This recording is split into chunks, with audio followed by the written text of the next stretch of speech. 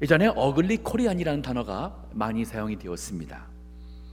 한국 분들이 해외 나가서 줄 서지 않고 뺑소니, 새치기 하고, 또 공공 장소에서 큰 소리로 떠들고, 쓰레기를 아무나 버리고, 우리 한국 망신을 시켰던 어글리 코리안.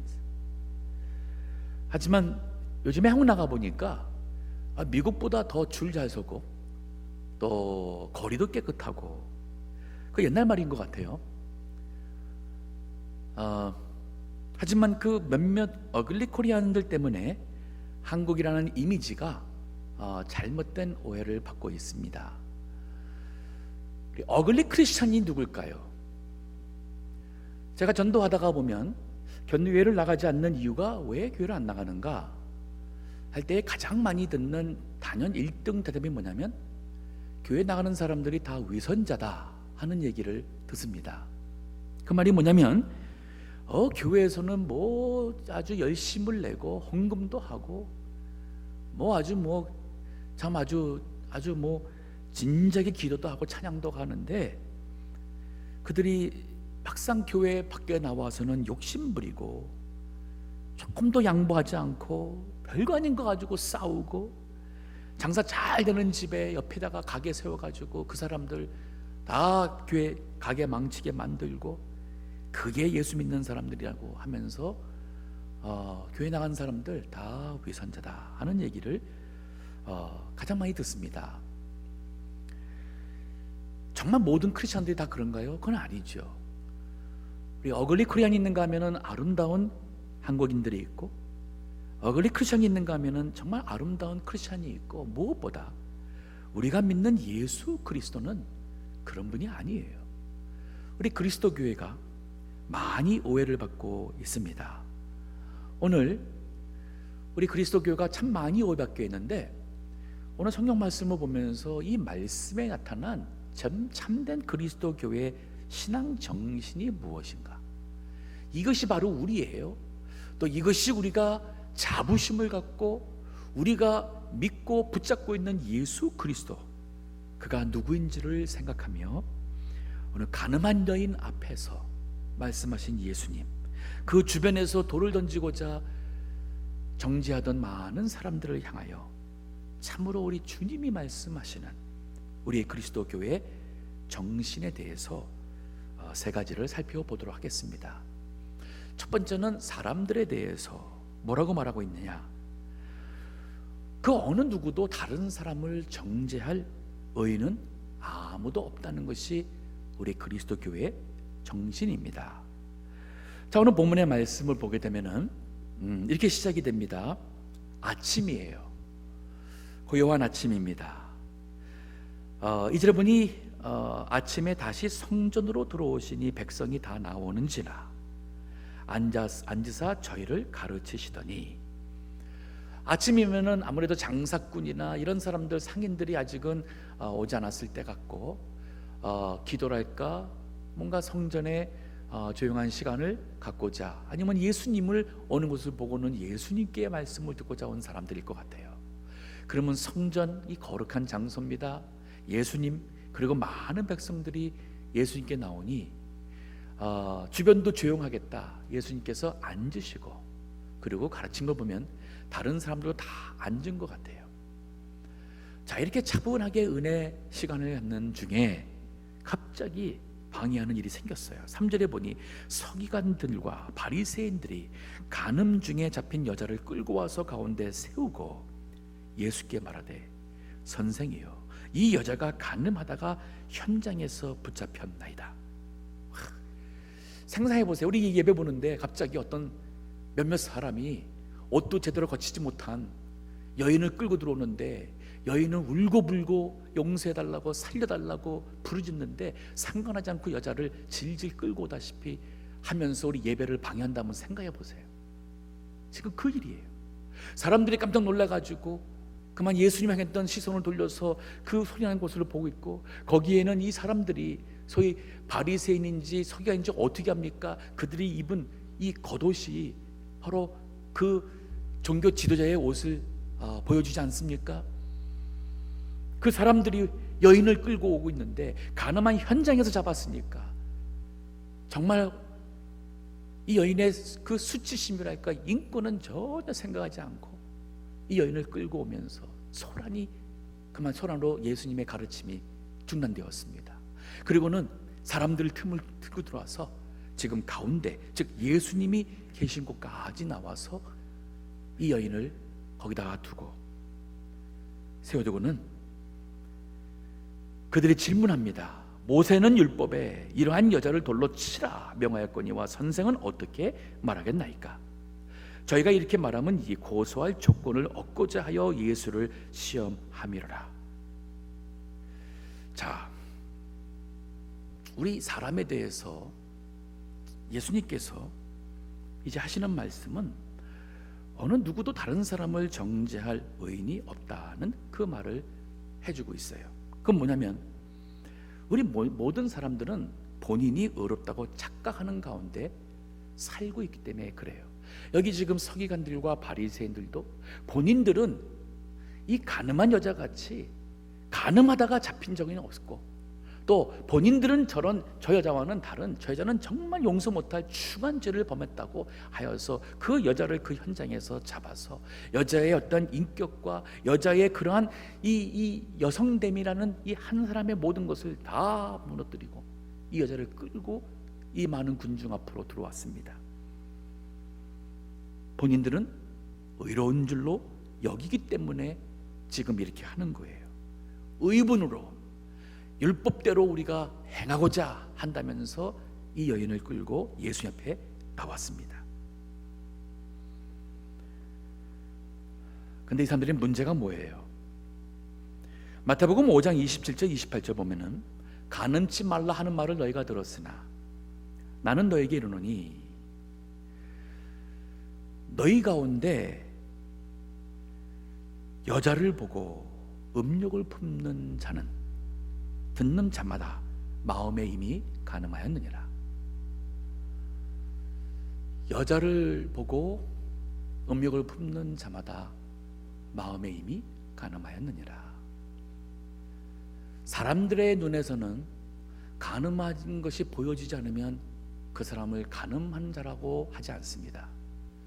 하지만 하나님의 관점에서는 우리의 생각과 마음을 다 아시는 주님 앞에서는 이미 몸으로 가늠하는 사람이나 여인을 보고 마음속에 음욕을 품고 있는 이 사람이나 하나님 보실 때는 똑같이 더러운 간음죄를 범한 사람이라는 거예요. 혹시 사람을 죽여본 적 있으십니까? 제가 이 질문하니까 조금 기분 나쁘신지 모르겠어요. 혹시 살인죄 안 해보셨어요? 예수님의 말씀에 의하면은 오늘 이거 지금 이 마태복음 5장 요 9절에서 바로 위에는 너희가 살인하지 말라 하는 말을 들었지만은 나는 너에게 이르노니 너희 형제를 향해서 라가라 하는 자, 이 라가는 히브리어 욕이에요. 다른 사람을 업신여기는 욕입니다. 다른 사람을 아주 인간 취급 안 하고 다른 사람을 아주 깔보고 하는 이 표현이에요. 그 라가라 하는 사람, 그 사람은 이미 하나님의 심판을 받는다는 거예요. 즉 그 사람은 이미 마음속에 그 사람을 향한 살인죄를 범했기 때문에 하나님의 심판을 피할 수가 없다. 그러면 마음으로 요한일서에서도 형제를 미워하는 자는 살인한 자라 그랬습니다. 그러면 하나님 앞에서 우리 자신들은 다 간음한 자요, 살인한 자요, 탐심은 또 우상숭배를 했으니 우리 우상숭배자요, 또 남의 그 욕심 부리는 것은 또한 우리 도둑질이니 우리 그러면은 우리가 뭐예요? 우리는 정말 다른 사람을 정죄할 수 있는 우리는 의가 없는 우리도 죄인이에요. 그래서 로마서 2장 1절에 그러므로 남을 판단하는 사람아, 물론 누구든지 네가 핑계치 못할 것은 남을 판단하는 것으로 네가 너를 정죄함이니 판단하는 네가 같은 일을 행함이라. 진정 교회가 뭐냐? 교회는 우리가 교인들이 서로 저 사람은 어떤 사람이고 저런 사람은 그 사람이 어떤 죄를 범했고 과거에 어떻게 잘못했고 이거 얘기하면서 저 사람이 왜 우리 교회에 왔어? 이거 말한 사람은 더 큰 죄범하는 거예요. 교회는 그런 것이 아니에요. 이 교회를 찾아오는 사람이 오늘 새 가족이 얼마나 올지 알 수는 없겠지만 그 중에는 교회 다니다가 상처받아서 교회 중단한 사람도 있을 것입니다. 그 중에는 교회를 다녔지만 정말 예수님을 만나서 거듭나지 못한, 그러기 때문에 아직도 은혜 체험을 못한 사람들이 또 올 수도 있어요. 그 중에는 교회를 안 다녀보고 얼떨결에 나오는 분도 있을 겁니다. 교회는 그 어느 누구도 다른 사람을 향하여 정죄할 수 있는 아무 권한이 없는 우리 성도들이 모인 곳입니다. 자, 인간이 다른 사람을 정죄할 그러한 자격이 안 된다는 것을 오늘 본문에서 또 얘기하고 있어요. 뭐냐면은 이들은 외식하는 자들이었어요. 스스로가 의롭다고 착각한 것뿐 아니라 그들은 외식하는 자였습니다. 오늘 본문에 여기 보니까 8절에 이렇게 말하는 것은 고소할 조건을 얻고자 했다 그랬어요. 즉 예수를 시험하는 것이라 그랬습니다. 이게 무슨 말이죠? 이게 무슨 말이냐면 예수님이 이 가늠한 여인을 율법대로 돌로 쳐 죽이시오 하게 된다면 예수님이 지금 하는 모든 말이 의미가 없어지게 돼요. 예수님은 이 죄인을 구원하러 왔다 그러는데 지금 가늠한 현재 잡힌 이 가늠한 여자, 이 죄인을 예수님 앞에서 돌아 맞아 죽는 것을 보면서 그 여인을 위해서 아무것도 못하는 예수님이 그런 자가 무슨 사람을 죄에서 구원하느냐 비난하게 되면 예수님 뭐라고 변명을 하겠습니까? 그러면 율법대로 하지 말고 이 여인을 돌로 치지 마라 한다면 사람들이 뭐라 그랬어요? 당신은 하나님의 아들이라면서 하나님의 율법 말씀도 어기느냐? 하면서 그들은 법적으로 아마 고소를 하고 대항을 할 거예요. 그러면 이래도 예수님은 저래도 예수님은 사람들의 비난을 받을 수밖에 없는 이 사람들의 악한 거예요. 그러면 이 서기관들과 바리새인들이 가늠한 여자를 데려온 이유는 정말 이 여인을 율법대로 돌로 쳐야 되느냐 안 하는 이 답을 몰라서 온 게 아니었어요. 이 사람들이 온 것은 예수님을 걸고 넘어지려고 온 것이었어요. 근데 그러면 예수님은 왜 걸고 넘어집니까? 진짜 큰 이유는 뭐냐면 예수님 하셔서 하는 말씀에 모든 백성들이 거길 따라가거든요. 예수님 하신 말씀을 들으니까 기존 이 유대교의 지도자들의 외식하는 거랄까, 이 거짓된 거랄까, 이 모든 것이 다 비리가 드러납니다. 그러니 이 사람들이 지금 위협감을 느끼는 거예요. 자신들의 존재, 자신들의 명예, 권세, 이 모든 사회적 지위, 종교적인 지위가 예수라는 한 분이 나타남으로써 큰 위협을 받아요. 이게 바로 자신의 기득권에 영향이 오게 되니까 이 사람들이 지금 예수를 죽이려고 하는 거예요. 예수님을 해치려고 하는 거예요. 그러면은 궁극적으로는 자기 기득권을 위해서 여인, 아마 이것은 음모인 것 같아요. 어떻게 하면은 이걸 할까 해서 콕 하다가 그래 맞아 이렇게 해야겠다 하고는 이들이 아마도 가늠한 여자를 일부러 찾지 않았을까? 그러니까 그 현장을 덮쳐가지고 그 여인을 잡아와서는 예수님을 시험하는 거라 볼 수가 있어요. 이거 인간이에요. 저도 이제 좀 세상을 좀 이렇게 50 넘게 살고 보니까 세상이 이렇게 더럽고 이렇게 추잡스럽고 인간이 이렇게 악하다는 것을 많이 알게 되었어요. 말로는 교회를 위한다 그러고 말로는 믿음이 이것이다 그러고 다 하면서 보면은 결국 다 자기의 어떤 존재감, 자신의 기득권, 자신의 명예 여기에 더 어우러진 것을 많이 봅니다. 사람들은 사실이 뭐냐 하지만은 정말 사실에 관심 있지 않아요. 자신들의 이권에 더 민감합니다. 이게 인간이에요. 그런 인간이 어떻게 가늠한 현장에 잡힌 여인을 향하여서 어떻게 돌을 던질 수가 있겠어요? 없죠. 자, 우리 그리스도교가 바로 이러기 때문에 우리 모든 죄인들이 희망을 둘 수 있는 바로 신앙입니다. 우리 예수님은 바로 이러한 가식하는 사람들, 스스로가 어렵다고 착각하는 사람들을 향해서 그들이 돌을 던지고자 들었던 돌을 내려놓을 수밖에 없도록 하신 겁니다. 자, 본문을 볼까요? 7절에 보니 저희가 묻기를 마지 아니하는지라. 자, 질문을 했는데 예수님 아무 말 없이 몸을 굽혀서 손가락으로 땅에 쓰고 있었어요. 그러니까 계속 묻는 거예요. 계속 묻는 거예요. 어떻게 하라고 대답을 해보시오. 한번 그랬겠죠? 그러니까 예수님께서 일어나 가라사대 너희 중에 죄 없는 자가 먼저 돌로 치라 하시고, 아마 이 말했을 때는 아마 그 분위기가 갑자기 찬물을 끼얹듯이 조용했을 것 같아요. 그리고는 다시 몸을 굽히사 손가락으로 땅에 쓰셨어요. 저희가 이 말을 듣고 양심의 가책을 받아 어른으로 시작하여 젊은이까지 하나씩 나가고 오직 예수와 그 가운데에 섰는 여자만 남았더라. 예수께서 일어나서 여자 외에 아무 없는 것을 보시고 이르시되 여자여 너를 고소하던 그들이 어디 있느냐? 너를 정죄한 자가 없느냐? 대답하되 주여 없나이다. 예수님께서 너희 중에 죄가 없는 자가 먼저 돌을 들어 이 여자를 쳐라. 아마 예수님께서 뭐라고 썼을까? 성경이 얘기를 안 하니까 우리가 알 수는 없겠습니다. 하지만 왜 예수님이 아무 말씀 안 하고 땅에다가 글을 썼을까 생각해 보면 한번 우리가 그 현장에 있다고 생각해 보세요. 그렇지 않아도 엄청난 많은 사람들이 모였을 것입니다.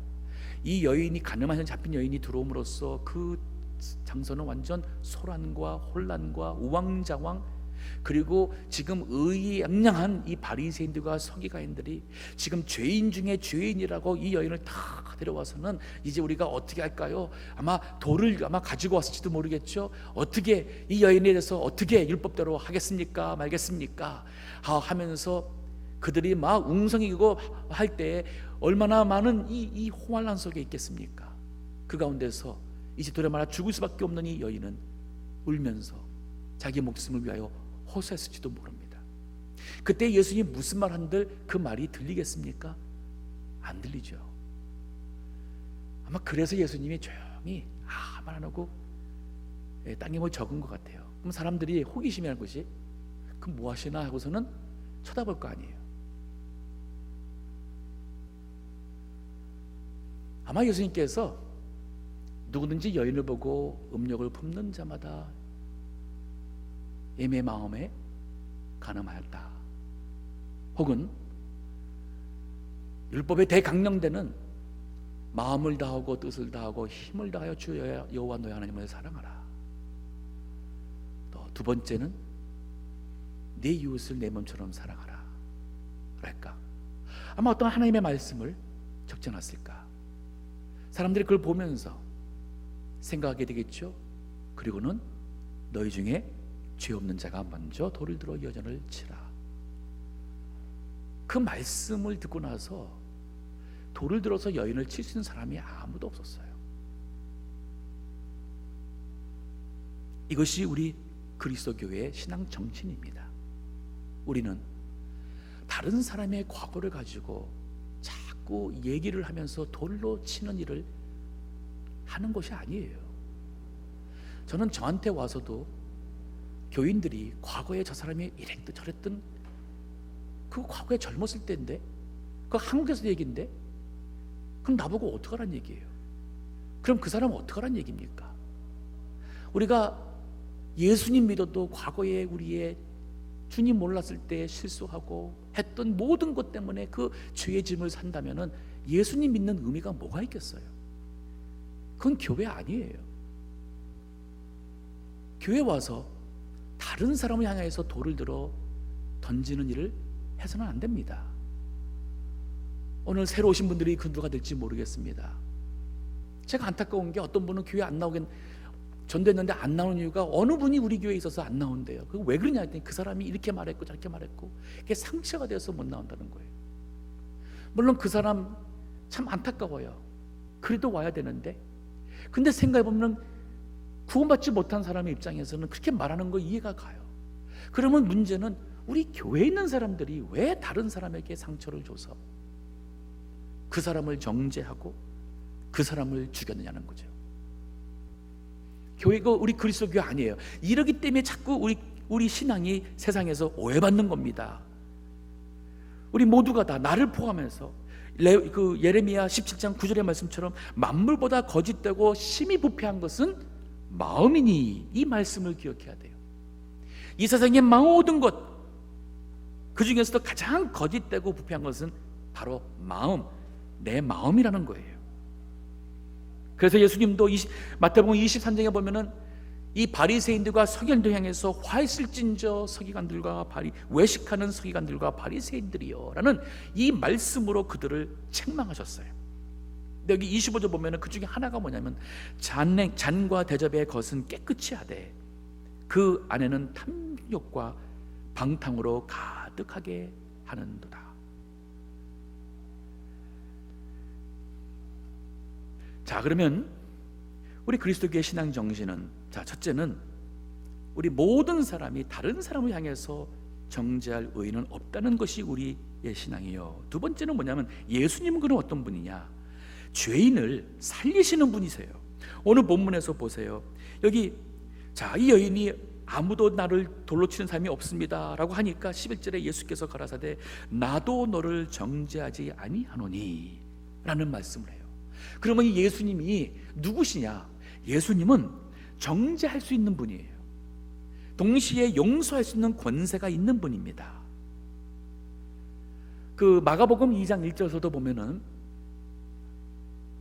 그 중풍병자 한 사람이 있는데 그 중풍병자를 예수님께 데리고 가서 예수님의 기도로 낫기를 원하는 사람들 4사람에 메어가지고 예수님께 옵니다. 근데 보니까 예수님께 갈 수가 없는 거예요. 많은 사람들로 인해서. 그렇지만은 이들은 예수님이 아니면은 길이 없다. 그래서 포기하지 않고 오히려 지붕으로 올라가서 지붕을 뜯어내고 그 상을 내려가지고 중풍병자를 예수님 앞에 놓았어요. 근데 예수님께서 그 중풍병자와 그와 함께 온 사람들에 보니까 그들의 믿음이 너무 귀한 거예요. 그래서 예수님께서 뭐라고 말합니까? 소자야, 네 죄 사함을 받았느니라. 아니, 지금 중풍병자는 여기 병에서 고침받기 원해서 해서 왔는데 예수님께서는 더 좋은 것을 주셨어요. 이 사람의 죄가 다 용서받았다는 거예요. 왜? 그들의 믿음 때문에. 근데 그 당시에 거기에 바로 유대교의 지도자들이 거기 있었어요. 그리고 마음속에 그들이 화가 났습니다. 참남때도다, 신성모독이다 그러면서 오직 하나님 외에 누가 죄사함을 할 수가 있느냐 하며 그들이 분했어요. 근데 예수님이 그들의 마음을 또한 아시죠. 그리고는 거기서 말씀합니다. 인자가 죄 사하는 권세가 있는 줄을 너희로 알게 하기 위해서 여기 중풍병자에게 일어나 네 상을 가지고 걸어가라 라고 말씀하시는 거예요. 자, 거기에 여기 사람들이 먼저 예수님이 구하기 전에 질문을 합니다. 네 죄 사함 받았다는 말과 일어나 상을 가지고 걸어가라는 말과 어느 게 더 쉽느냐, 어느 게 더 쉽겠느냐라는 얘기를 해요. 자, 예수님이 그 중풍병자의 죄 사함 받았다고 말했을 때에 그 사람의 죄가 다 용서받았어요. 하지만 이것은 어떻게 확인할 수 있는 길이 없어요. 그러니까 거기 있는 사람들이 속으로 저 사람, 저 예수 감히 저런 말을 해? 저 건방지고 저 과장되게 자기 자신을 드러내? 아마 이렇게 생각할 수가 있어요. 그냥 모르니까 인간은. 하지만 예수님께서 죄사함 받았다 하는 말과 일어나서 중풍병자에게 일어나 상을 가지고 걸어가라고 하게 되면은 이 말을 하게 되면 말에 대한 결과가 나와야 돼요. 안 나오면은 나는 거짓말쟁이가 되는 거예요. 헛붕쟁이가 됩니다. 그러면서 예수님이 그 중풍병자에게 일어나 상을 가지고 걸어가라. 그러니까 이 사람이, 그 중풍병자가 거기에서 벌떡 일어나서 상을 가지고 걸어가게 되니까 사람들이 어떻게 생각했어요? 이분이 되긴 누구냐? 지금 중풍병자를 고치는 권세가 있는 것뿐 아니라 이분이 말한데도 그러면 우리 인간의 죄를 용서할 수 있는 분이 아니냐라는 증거가 된 겁니다. 오직 예수님만이 우리의 모든 죄를 용서할 수 있는 권세가 있으십니다. 그렇기 때문에 예수님께서 이 가늠한 여자에게 나도 너를 정죄하지 아니한다. 과거에 정말 잘못 살은 사람들이 왜 없겠습니까? 그러나 그 모든 과거를 깨끗이 씻어주시고 그 죄에서 해방시킬 수 있는 분은 오직 예수님밖에 없어요. 며칠 전에 미국 뉴스에 지금 미국의 대통령 트럼프 대통령이 네이비 실, 우리 그 미국의 아주 특수부대 사람이죠. 또 그 육군 장교 2사람, 다 해서 3사람을 그 대통령에 주어진 권한인 이 클레멘시 사면권을 행사해서 그들을 모든 죄에서 풀어줬어요. 한 사람 같은 경우에는 그 19년형을 선고받고 지금 6년을 살았는데 앞으로 13년을 감옥에 있어야 되는데 그 13년 감옥에 사는 것을 사면받고 나오게 됩니다. 야, 이게 대통령 권위라는 게 대단한 겁니다. 어느 판사고 어떤 검사 변호사도 할 수 없는 대통령만 갖고 있는 이러한 특권이에요. 이 마찬가지로 우리의 죄를 용서할 수 있는 이 권세가 바로 하나님에게 있어요. 독생자 예수 그리스도에게 있습니다. 예수님께서 이 권세를 가지시고 비록 율법에 어긋난 이 가늠한 여인이지만 이 가늠한 여인을 불쌍히 여기시고 예수님 앞에서 아마 이 여인이 얼마나 울면서 자신의 생명을 위하여 부르짖겠습니까? 예수님은 이 여인에게 나도 너를 정죄치 않는다. 이게 바로 그리스도교예요. 우리가 믿는 신앙입니다. 그래서 왜 예수님이 이 세상에 오셨습니까? 세상을 죄에서 구원하시려고 오신 것이 바로 예수님이에요. 요한복음 3장 16절, 하나님이 세상을 이처럼 사랑하사 독생자를 주셨으니 이 세상을 구원할 수 있는 유일한 길로서 독생자를 주셨어요. 눈이 저를 믿는 자마다, 어떠한, 이 말은 뭐냐면 어떠한 죄인이든 예수님을 믿는 자마다 멸망치 않고 영생을 얻게 하려 함이라. 하나님이 그 아들을 세상에 보내심은 세상을 심판하려 함이 아니요 저로 말미암아 세상을 구원하려 하심이라. 저를 믿는 자는 심판을 받지 아니하나니 하는 것이요 믿지 아니하는 자는 하나님의 독생자의 이름을 믿지 아니함으로 벌써 심판을 받은 것이라. 그 정죄는 이것이니 그 빛이 세상에 왔을 때 사람들이 자기 행위가 악함으로 빛보다 어둠을 더 사랑한 것이니라. 즉 이 세상 사람들이 예수님을 믿지 않는 것은 아까 봤던 것처럼 모든 사람들이 속으로는 다 죄가 가득합니다. 불의가 가득합니다. 거짓이 가득합니다. 그것을 다 감추고 거룩한 옷을 입어서 서기관으로서 바리새인으로서 인사받고 존경받고 하는 그 모든 거짓된 것을 주님은 다 물리치시고 할 수 없는 죄인, 간점한 여인 같은 사람을 용서하시고 구원하시기 위해서 오신 거예요. 그렇기 때문에 바울처럼 본인이 너무 정말 의로운 줄로 착각했고 본인이 하나님 위해서 잘한다고 생각해서 교회를 오히려 핍박하고 교인들을 잡아 죽였고 스데반을 돌로 쳐 죽이는 데에 앞장섰던 바울 같은 사람도 예수님은 살리기에 오셨잖아요. 그래서 바울이 회개하고 오히려 예수님을 증거하는 선교사로 놀라운 여생을 삽니다. 도마 보십시오. 그렇게 예수님이 함께 있음에도 믿지 못하고 부활한 후에도 내 눈과 손가락으로 확인하겠다는 그 도마도 주님께서는 결국은 변화시켜서 그가 인도까지 가서 복음 전하다 순교하게 됩니다. 자, 오늘 본문의 마지막에 나오는 우리가 믿는 이 기독교의 신앙의 정신 세 번째는 이 죄인을 향해서, 가늠한 여인을 향해서 예수님이 하신 말씀을 보십시오. 여기 보니까 나도 너를 정죄치 아니하노니 가서 다시는 죄를 범치 마라. 다시 죄를 범치 마라. 이 말을 보면은 지금 용서하는데 이제 앞으로 마음대로 살라는 얘기가 아니에요. 다시는 범한 것은 더 이상 또 세상적인 간음죄를 하면서 옛사람으로 살지 말고 이제는 새 사람으로 새 생활을 하라는 그 말씀이에요. 즉 우리 그리스도교는 용서받은 후에 새 사람이 될 수 있게 하는 것입니다. 예수님에게서 용서받은 이 여인이 아마 죽을 때까지 다시는 이러한 삶 안 살았을 줄 압니다. 진정이 여인이 예수님을 앞에서 구원의 체험을 하고 이 예수님을 한평생 나의 은인으로 또 예수님을 따라가며 살았다면 이 여인은 더 이상 그러한 부끄러운 생활 안 했을 거예요. 이게 바로 그리스도 교회의 능력이에요. 사람을 변화시키는 능력입니다. 그 방법은 그리스도 안에 있으면 돼요. 고린도후서 5장 17절에 그런즉 누구든지 그리스도 안에 있으면 새로운 피조물이라. 이 피조물이라는 단어는 창조물이라는 거예요. 새로운 옛사람이 아닌 새로운 사람으로 창조되었다. 이전 것은 지나갔으니 보라 새 것이 되었도다. 그리고 그 축복이 뭐냐? 예수님의 생명으로 우리가 새 생활을 살 수 있다는 것이 바로 큰 축복이에요.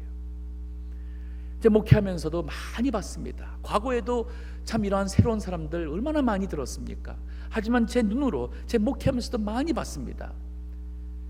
인간의 어리석음으로 인해서 마약에 손대었고 마약으로 인해서 잠시 주는 향락에 중독이 되어서 결국은 집에서 쫓겨나고 2년 동안 길거리에서 노숙 생활을 하셨습니다. 근데 하나님께서 그 사람을 참 불쌍히 여겨서 그 사람이 이 마약을 하는 사람들을 도와주는 그런 분들과 만남이 되고 거기에서 그가 예수님을 새롭게 만나요.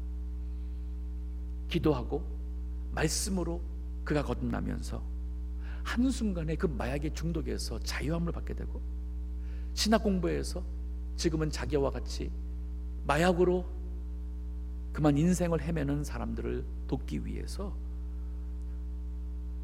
그 쓸모없는 인간의 소망 없는 인간 같은 사람이 지금은 다른 사람을 살리는 그러한 멋진 인생을 삽니다.